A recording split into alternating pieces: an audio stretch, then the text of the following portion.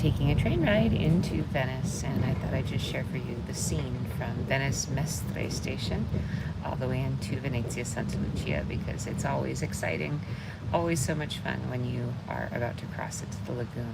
So come along with me for just a little short ride here.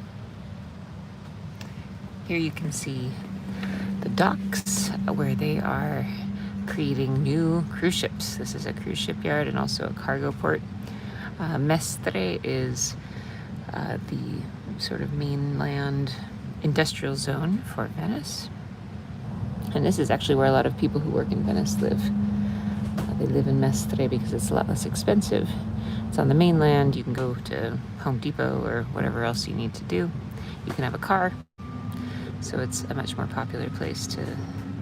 Oh, there you go. There's a cruise ship under construction that you can see in the distance. So there's a lot of factories and things like that, but building cruise ships, that's one of the main industries here in Mestre.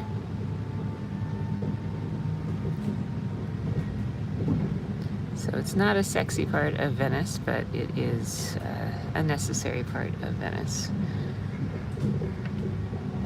You have to be careful when you're booking hotels coming to Venice, because if you see a hotel that's unusually cheap, it often may be a hotel in Mestre rather than a hotel in actual Venice.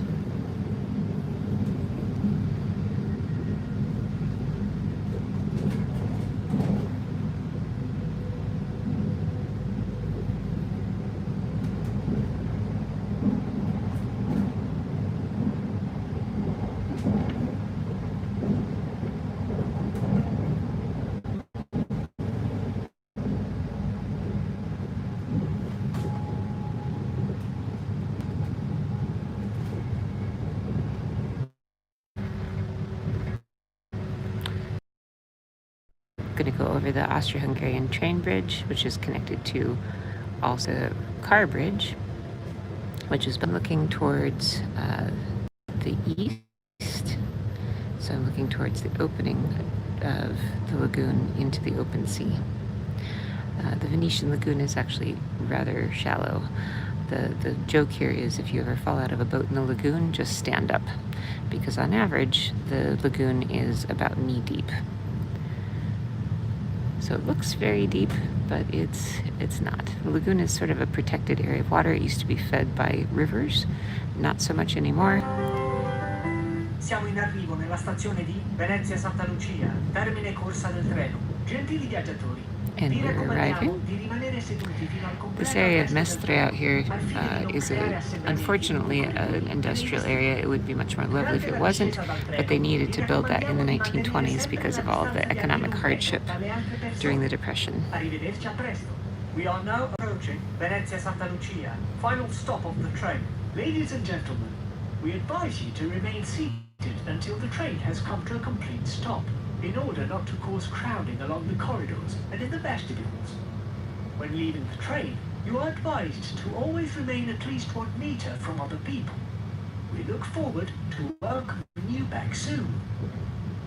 You can see out there that there are some fish pens where they are raising fish. And they have pylons off in the distance, and the pylons behave like streets. So if you have a motor, you need to stay within the streets, because if you veer outside of that, you may sink a boat. You may end up running aground. So it's really important to follow the rules here, unless you're a local and you know as they say, you know, like your pockets. You know how to get around. And over on the other side over here, we have a different view of the lagoon.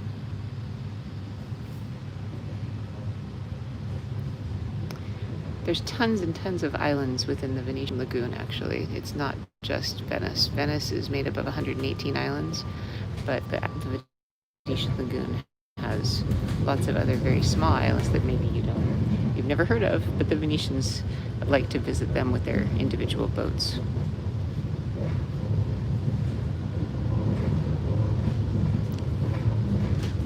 In the distance, you can see, I believe that's Murano in the distance there, one of the many islands of Venice.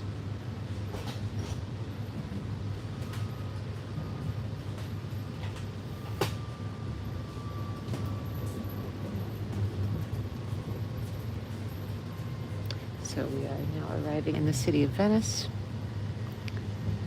You can see over here the area behind the train station.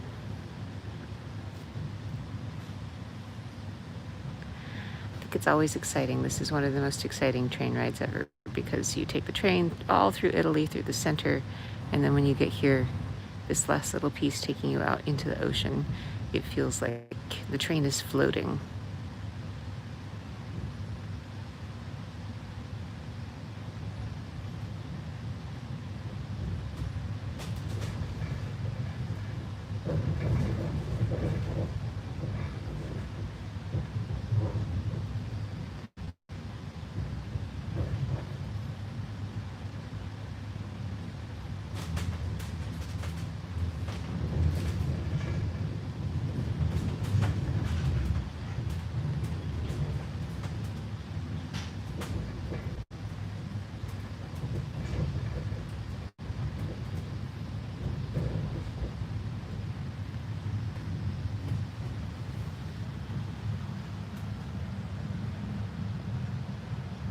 And here we are at the train station.